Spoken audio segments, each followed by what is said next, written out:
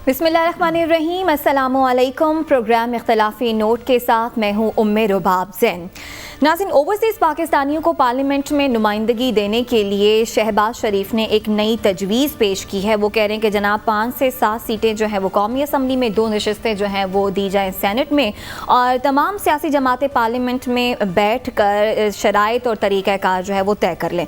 हबीब साहब, ये जो नया फार्मूला पेश कर रहे हैं शहबाज शरीफ साहब, ये कितना काबिल अमल है? हुकूमत भी तो बात करती है ओवरसीज़ पाकिस्तान। देखिए, जब नॉन इश्यूज़ पे आप बात करना शुरू करते हैं ना, जो असल आपका प्रॉब्लम नहीं होता, प्रॉब्लम्स दूसरे होते हैं, तो उसके बाद नॉन इश्यूज़ दरअसल अवाम को धोखा देने वाली बात होती है। मैं हमेशा से इस राय का हामिल रहा हूँ कि जब आप बैरून मुल्क मुकीम पाकिस्तानियों के वोटिंग राइट्स के और उनके इंतखाबी हुकूक के और उनके असम्बलियों में बैठने की बात करते हैं, तो दरअसल आप असल तवज्जो कहीं और लेके जा रहे होते हैं। क्या पाकिस्तान के अंदर मुकीम पाकिस्तानियों के मसाइल सारे हल हो चुके हैं? क्या लोगोों को पीने का पानी मिल रहा है? क्या गवर्नेंस बेहतर हो चुकी है? क्या और कोई चीज़ आपको बेहतर नज़र आई है पिछले इतने तवील अरसे में? बात यह है कि आप 22 भाई पाकिस्तानी 1 करोड़ हैं बाहर, 21 करोड़ तो यहीं रह रहे हैं ना। तो 21 करोड़ लोगों के मसाइल को आप नज़रअंदाज करके आप बाहर की तरफ जा रहे हैं, क्योंकि आपके वहाँ पे वेस्टेड इंटरेस्ट है। खा वो शहबाज शरीफ हैं, खा वो इमरान खान है, खा वो नवाज शरीफ है, खा वो आसिफ अली जरदारी है, इन सब के वहाँ पे घर हैं, इन सब के वहाँ पे औलादें हैं, इन सब की वहाँ पे जायदादें हैं, ये इनका वहाँ पे इंटरेक्शन है। भाई ये आम पाकिस्तानी का मसला नहीं है। दूसरी बात ये है कि आप पाकिस्तान एक पार्लिमानी निज़ाम है। पाकिस्तान के पार्लिमान के अंदर जो सूबों की सीटें हैं पंजाब की ज़्यादा हैं और दस्तूर में लिखी हुई हैं। अब आप बैरून मुल्क पाकिस्तानियों को 5-7 सीटें दें तो भाई वो किस खाते में देंगे? क्योंकि उनकी शनाख्त पंजाबी भी होगी, उनकी शनाख्त सिंधी, बलोची और पख्तून भी होगी, तो आप किसके खाते में देंगे? और फिर मुझे यूँ लगता है कि जैसे चूँकि ज़्यादातर पंजाबी बाहर हैं, तो आप अल्टीमेटली पंजाब की सीटें बढ़ा देंगे अल्ट्रा कॉन्स्टिट्यूशन होके। तीसरी बात यह है कि आपकी आधी जो पॉपुलेशन है, आधे पाकिस्तानी जो बैरून मुल्क रहते हैं, वो सऊदी अरब और खलीजी मुल्कों में रहते हैं। आप क्या करेंगे? वहाँ पोलिंग बूथ लगाएंगे, वहाँ पे जाके लोग इलेक्शन लड़ा करेंगे, ये आपको इजाज़त देंगे?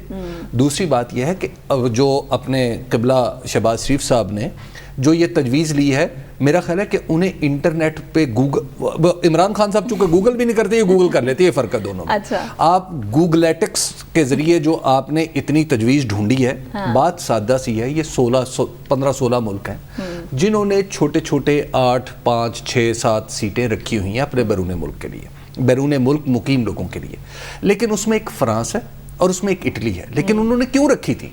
हिस्टोरिकली वो इंपीरियल पावर्स रही हैं, इसलिए उन्होंने वो सीटें रखी थी।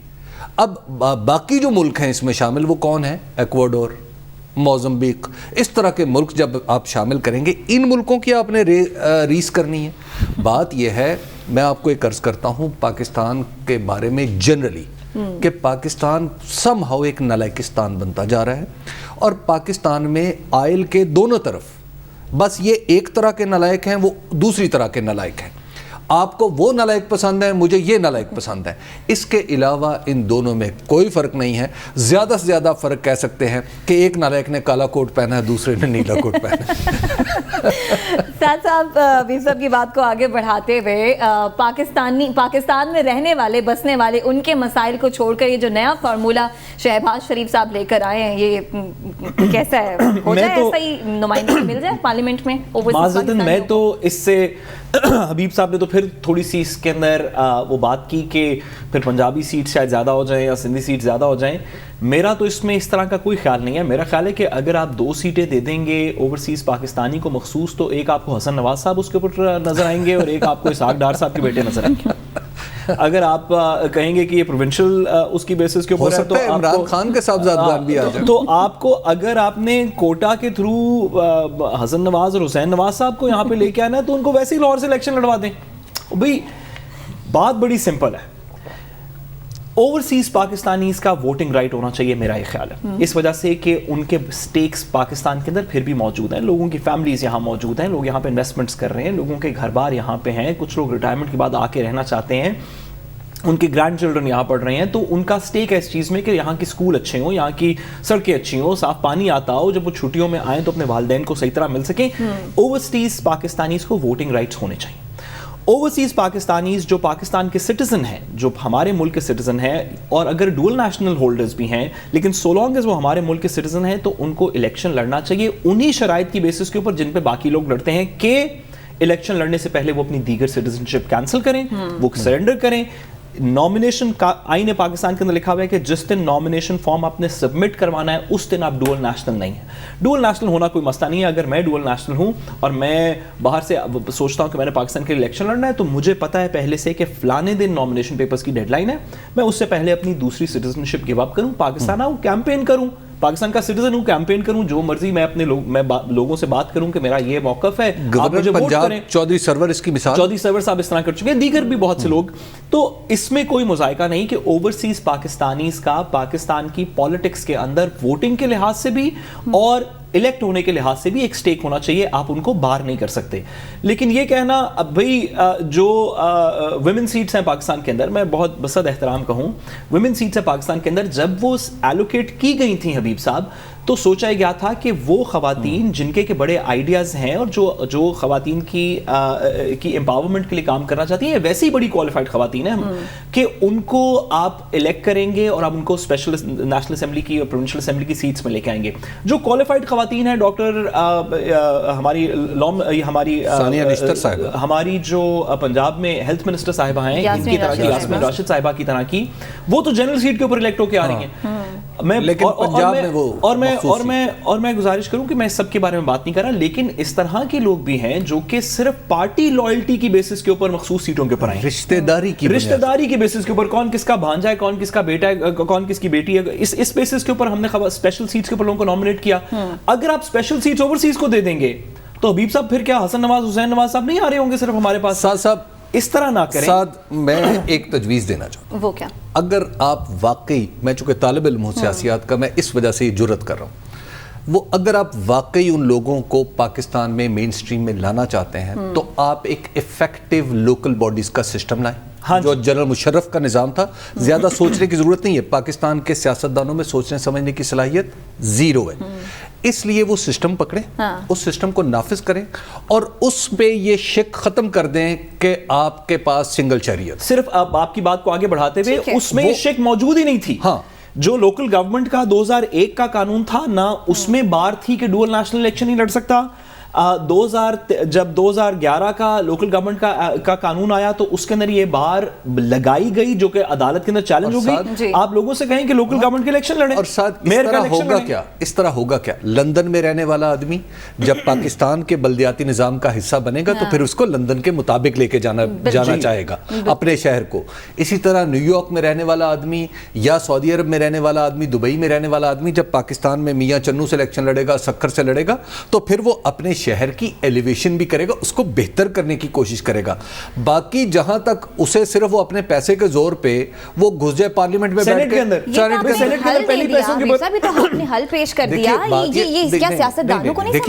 نہ سیاستدانوں نے تو یہ سنا بھی نہیں ہوگا کیونکہ اس میں پاکستان کی بہتری ہے. میں حبیب صاحب آپ سے سوال پوچھتا ہوں, اگر سینٹ کے اندر آپ اوورسیز پاکستانیز کی ریزروڈ سیٹس ڈال دیں, 2 یا 4, تو کیا اوورسیز پاکستانیز کی نمائندگی ہوگی یا اوورسیز پاکستانیز میں جو سب سے زیادہ امیر ہوگا وہ 4 آ جائے گا؟ آپ کے خیال میں کیا ہوگا؟ آف کورس آپ بالکل ٹھیک, تمہارا ساتھ آپ کا بالکل ٹھیک نقطہ ہے یہ کہ وہی آدمی آئے گا جو ڈالر پاؤنڈ ریال خرچ کرے گا, کیونکہ سینٹ کے اندر جو ہمارے ڈالر پاؤنڈ ریال ہی خرچ ہوتے ہیں, یا پاکستان کے سینٹ کے الیکشنز میں یہ کیا ہوتا ہے, اس کے بعد پھر آپ اتنے ہلکے بنائیں گے. دیکھیے کینیڈا میں ہوا یہ کہ جب اٹلی اور فرانس نے غالباً فرانس نے وہاں پہ الیکشن کروایا اور بوتھ لگا دیے, یہ تو ابھی ریسنٹلی بات ہے, تو کینیڈا نے باقاعدہ طور پہ اس بات پہ احتجاج کیا کہ آپ ہمارے ملک کو اپنا حلقہ کیسے ڈکلیئر کر سکتے ہیں. جی, اور تو سعودی عرب کا کیا کریں گے؟ ہم سعودی عرب کو اپنا حلقہ ڈکلیئر کریں گے, ہم دبئی کو اپنا حلقہ ڈکلیئر کریں گے اور پولنگ بوتھ لگائیں گے. دیکھیے بات یہ ہے کہ کوئی سوچنا سمجھنا, اور ہمارا قائد حزب اختلاف, خیر ہمارا قائد حزب اقتدار بھی یہی کچھ کرتا ہے, قائد حزب اختلاف اس پہ ٹویٹر ڈال رہا ہے, او بھائی کچھ سوچ لیا کرو. مسئلہ یہ ہے کہ پاکستان کے بارے میں, پاکستان کے یہ سارے, میں آپ کو ایک سادہ سی مثال دینا چاہتا ہوں. ساتھ پاکستان کا ہر حکمران لندن گیا یا نہیں گیا؟ بالکل ایسے. پاکستان کا ہر بڑا افسر لندن گیا یا نہیں گیا؟ کیا لندن نیو یارک میں جو شہری آزادیاں اور شہری سہولتیں، کیا کسی نے شمع بھر کوشش کی کہ پاکستان میں بھی وہ میسر ہیں؟ دعوے تو کیے کہ پیرس دعوے کیا، دعوے تو پھر بہت سارے کرتے ہیں. دیکھیے بات کو تھوڑا سا اس میں سمرائز کرتے ہوئے، حبیب صاحب بھی جو بات کر رہے ہیں اور میں بھی جو بات کر رہا ہوں، یہ نہیں ہے کہ اوورسیز پاکستانیز کا پولیٹیکل سٹیک نہیں ہونا چاہیے. اوورسیز پاکستانی ہمارے ملک کا اساس ہیں، وہ ووٹ بھی کریں، وہ پاکستان کی پالیٹکس کے اندر شامل بھی ہوں. لیکن کیا ہم ایک ایسا سسٹم اوورسیز پاکستانیوں کے نام پہ، ہم ریزروڈ سیٹس کا ایک ایسا سسٹم کریٹ کرنا چاہتے ہیں جس میں کسی بھی ایک بڑے سیاسی خاندان کے 2 بھانجے مزید اوورسیز پاکستانیوں کے ٹکٹ کے اوپر آ جائیں گے؟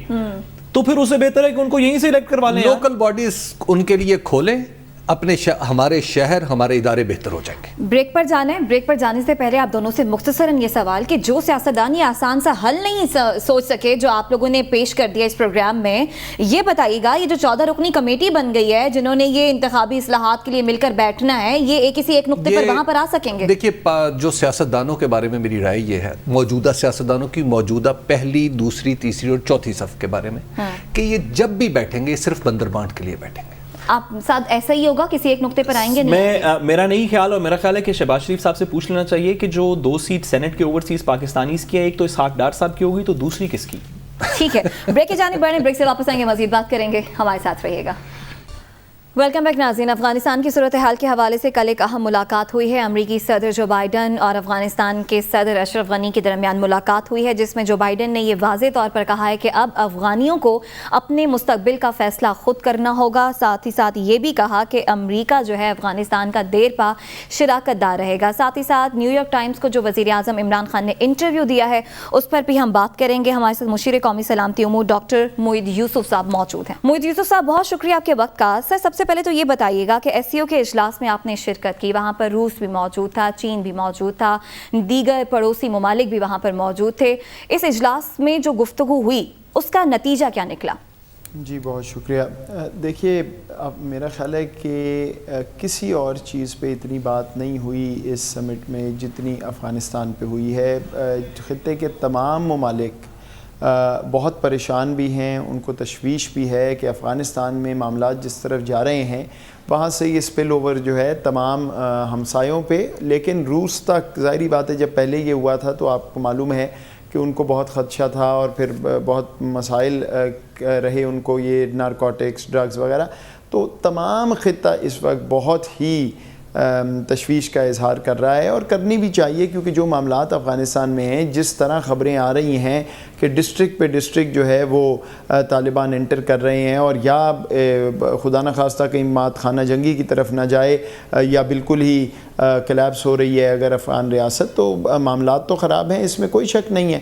اور پاکستان کیونکہ ہماری سرحد ایسی ہے، تعلق ایسا ہے کہ وہاں سے اسپل اوور کا خدشہ تو رہے گا. اس لیے ہمیں اپنے بارڈر مینجمنٹ، اپنے کنٹرولز، اپنے تمام تر جو لا انفورسمنٹ کے ادارے ہیں، وہ اب ان کا گارڈ اوپر ہونا ہے، وہ مکمل ایس او پیز کے ساتھ تیاری رکھنی کہ خدا نخواستہ کوئی ایسا اسپل اوور نہ آئے. تو ڈاکٹر صاحب، آپ کی بات سے یوں لگ رہا ہے جیسے ہم افغان حکومت، یعنی موجودہ افغان حکومت اشرف غنی کی گورنمنٹ کو ہی تسلیم کریں گے، اور اگر طالبان کابل پر قبضہ کر لیتے ہیں تو ہم تو بھی انہیں تسلیم نہیں کریں گے جیسے ہم نے پہلے کیا تھا. نہیں، ایسی تو میں نے کوئی بات نہیں کی جی، کہیں سے بھی کسی اینگل سے بھی یہ بات میں نے نہیں کی. میں آپ کو یہ بتا رہا ہوں کہ معاملات جس طرف جا رہے ہیں افغانستان میں، خدا نخواستہ وہاں وائلنس اور بڑھ سکتی ہے. اگر بالکل ہی معاملات خراب ہوتے ہیں تو کوئی خانہ جنگی کی صورت نہ بن جائے. اور اسی لیے ہم تو پوری کوشش کر رہے ہیں بار بار جس طرح بھی کر سکتے ہیں کہ کوئی نہ کوئی وہاں پہ سیاسی مفاہمت، کوئی سیاسی حل، کو پولیٹیکل سیٹلمنٹ ہو تاکہ بالکل بریک ڈاؤن نہ ہو جائے.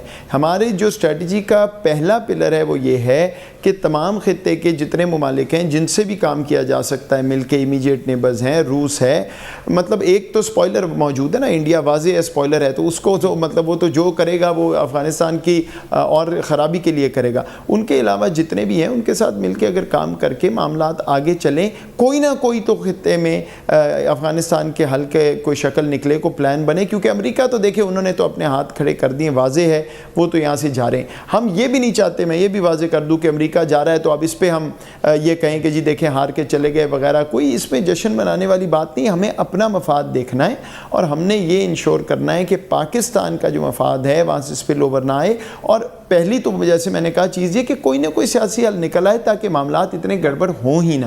ڈاکٹر صاحب یہ جو ابھی آپ نے بات کی کہ امریکہ جا رہا ہے, یہ والی بات تو بالکل درست ہے, لیکن کچھ کلیئرٹی اس بات پہ نہیں آئی کہ کیا ان کے جو پرائیویٹ ڈیفنس کانٹریکٹرز ہیں وہ پیچھے رکیں گے, یا کچھ ایک ابھی کل پرسوں کے اندر کچھ اس طرح کی بھی بات آئی کہ ایک مائنر سی فورس شاید پیچھے رک جائے کیونکہ ابھی تک ٹرکی کے ساتھ کوئی بات سیٹل نہیں ہوئی کابل کے ایئرپورٹ کے پرسپیکٹو سے. تو کیا اس بارے میں کلیئرٹی ہے کہ امریکن سارے نکل جائیں گے, یا ابھی بھی اس میں کوئی ابہام ہے کہ ان کے ڈیفنس کانٹریکٹرز یا کوئی مائنر سی فورس پیچھے رہ جائے گی؟ I don't know, I frankly don't know. یہ تو امریکہ کا فیصلہ ہے, وہ فیصلہ کریں گے. ہمیں تو کوئی ایسی اطلاع انہوں نے نہیں دی کہ ان کا اس وقت آخری فوجی تک نکل جائے گا یا کوئی رہ جائے گا, یہ تو وہ فیصلہ کریں گے.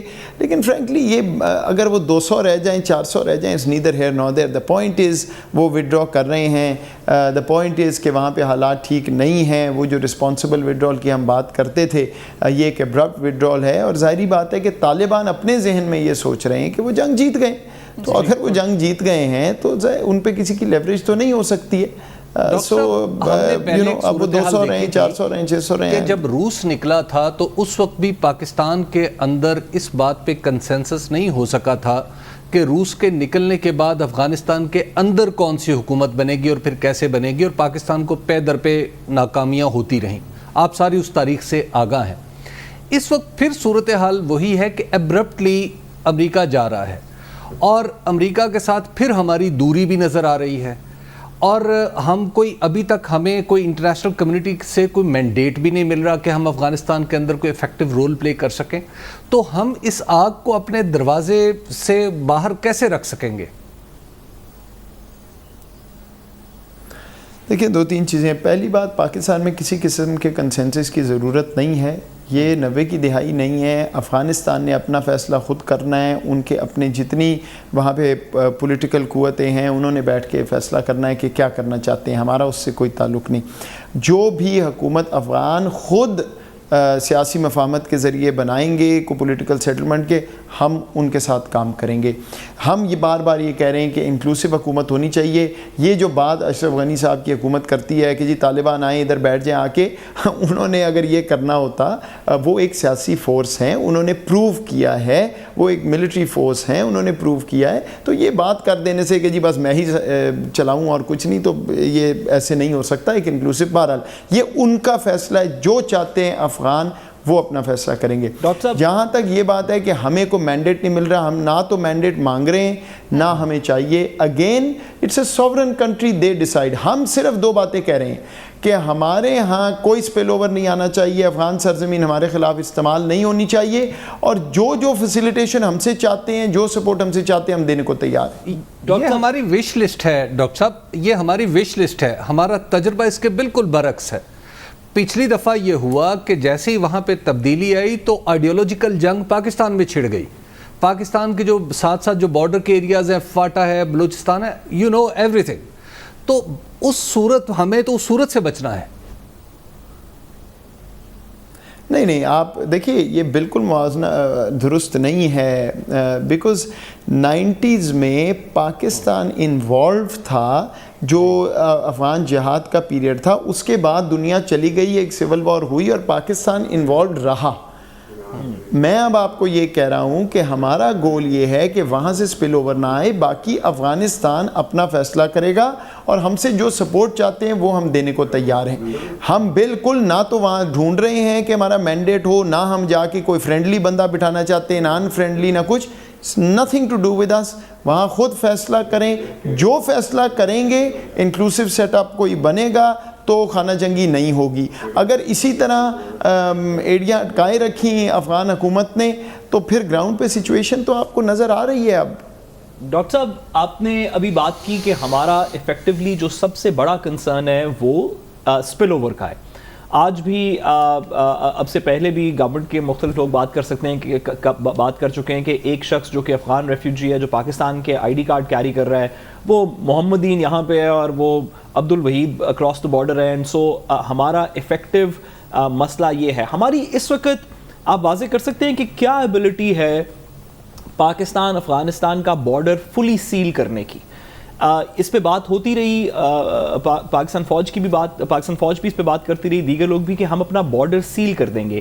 ہماری کیا یہ ایبلٹی کمپلیٹ ہے؟ Can we seal the entire Pakistan Afghan border fully? دیکھیے ایک بہت بڑی تبدیلی 90 کی دہائی سے یہ ہے کہ ہمارا بارڈر فینسڈ ہے. ٹھیک, تو ایک تو یہ بڑی انویسٹمنٹ ہوئی ہے, بڑا فوکس ہوا ہے, اس پہ پہلے سوچا گیا تھا اور کسی نے سپورٹ نہیں کی بائی دا وے. بہت زیادہ افغان اس کے اگینسٹ ہیں. ہم دنیا کے وسطی ممالک کو کہتے رہے, بٹ ایک طرف تو کہتے تھے یہاں سے لوگ جاتے ہیں, دوسری طرف فینسنگ میں سپورٹ نہیں تھی. بہرحال وہ فینس ہم نے کیا ہے پورا. اب ہم فارمل بارڈر کنٹرولز کی طرف چلے گئے ہیں کہ فارمل بارڈر کراسنگ سے صرف کراسنگ ہو. ویزا رجیم کی طرف چلے گئے ہیں, یہ نہیں کہ جس کا دل کرے اٹھے آ جائے. سو اس سے بہت فرق پڑے گا. کیا اس سے 100% فرق پڑ جائے گا؟ کیا بالکل پینیٹریشن نہیں ہو سکے گی؟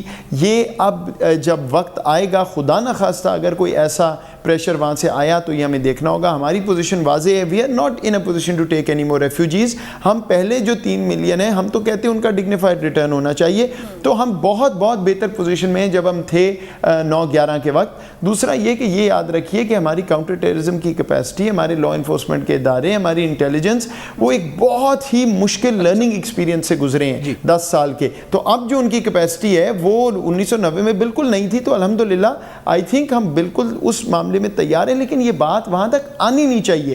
ہمارا فوکس میں بار بار کہہ رہا ہوں اس پہ ہے کہ وہاں حالات اتنے نہ بگڑیں کہ یہ اسپل اوور کی بات بھی شروع ہو. اچھا ڈاکٹر صاحب, اب آپ پالیسی ہماری جو ایسی لگ رہی ہے, ایسا محسوس ہوتا ہے, ہو سکتا ہے میں غلط ہوں, کہ ہم تھوڑا الگ رہ رہے ہیں افغانستان کے سارے معاملات سے. ہم ایک بالکل باہر کھڑے ہو کے افغانستان کو دیکھنا چاہتے ہیں. الوفنس کی یہ پالیسی, الگ رہنے کی پالیسی, کہیں ایسا تو نہیں ہوگا کہ آگے چل کے افغانستان کو زیادہ ڈیٹریمنٹ, افغانستان کے لیے اور پھر الٹیمیٹلی پاکستان کے لیے ڈیٹریمنٹل ہو؟ دیکھیں 2 باتیں میں کہوں گا. الوفنس ورڈ ٹھیک نہیں ہے. ہم یہ کہہ رہے ہیں کہ ہم بالکل افغانستان کے ساتھ مل کے کام کرنا چاہتے ہیں. لنکڈ نہیں, بائی اسٹینڈرڈ نہیں, ہم لنکڈ رہنا چاہتے ہیں افغانستان سے. کیسے؟ معیشت سے. کیسے؟ کمرشل ریلیشن شپ. ہم ان کو کہہ رہے ہیں جی آپ اپنا ٹریڈ ایگریمنٹ اپ گریڈ کریں. ہم ان کو کہہ رہے ہیں جو کنیکٹیوٹی پاکستان میں راہداری ہے اس کو ایکسٹینڈ کر لیں. ہم یہ کہہ رہے ہیں امریکہ, چین, پاکستان, افغانستان کو انویسٹ کرے افغانستان میں. So economically we want to be further linked with, اور زیادہ ہمارا کنیکشن بڑھے, انٹر ڈیپینڈنس بڑھے, تاکہ افغانستان کی اکانومی سسٹین ہو. وہاں لوگ جو ہیں, ورنہ یہ ابھی امریکہ جائے گا, پیسے کہاں سے آئیں گے؟ ان کی اپنی اکانومی تو ہے کوئی نہیں, وار اکانومی پہ کام چل رہا ہے, تو وہ بھی ہمارے بھائی بہن ہیں. تو یہ ان کی اسی بات کو تھوڑا سا آگے بڑھاتے ہوئے آپ نے ہم یہ مدد کرنا چاہتے ہیں. اکنامک کنیکٹیوٹی کی بات کی. افغانستان ایک لینڈ لاکڈ کنٹری ہے اور اس کے نیبرہڈ بھی اس طرح کے ہیں کہ کچھ جگہوں سے شاید افغانستان کا انفراسٹرکچر ڈیولپ ہو سکتا ہے, کچھ سے نہیں ہو سکتا, اور پاکستان سب سے بیسٹ پلیس ہے. 20 سال سے لگے ہوئے ہیں, آپ سے سیدھا نہیں ہوا, کبھی ادھر انگلی اٹھاتے ہیں, کبھی ادھر انگلی اٹھاتے ہیں. یہ معاملہ آگے نہیں چل سکتا, اس لیے ہم کہہ رہے ہیں بی سیولائزڈ اور ہمارے ساتھ کام کریں. ڈاکٹر صاحب ابھی آپ نے کہا وہ ہمارے بہن بھائی ہیں, ہماری ایتھنک ان کے ساتھ ہمارے بڑے بندھن ہیں. ہم نے پہلے ایک زمانے میں ان پہ پابندی لگا دی کہ آپ ہمارے ہاسپٹلز میں نہیں آئیں گے. پھر ایک زمانے میں جنرل پرویز مشرف کے دور میں ہم نے ان کے اسٹوڈنٹس کو نکالنے کی کوشش کی. اب کیا ایسا نہیں ہو سکتا کہ ہم فیوچر کو مد نظر رکھیں, اپنے دوست پیدا کرنے کے لیے وہاں کے نوجوانوں کو اسکالرشپس دیں, وہ یہاں پہ آئیں, ڈاکٹر بنیں, انجینئر بنیں, پڑھیں؟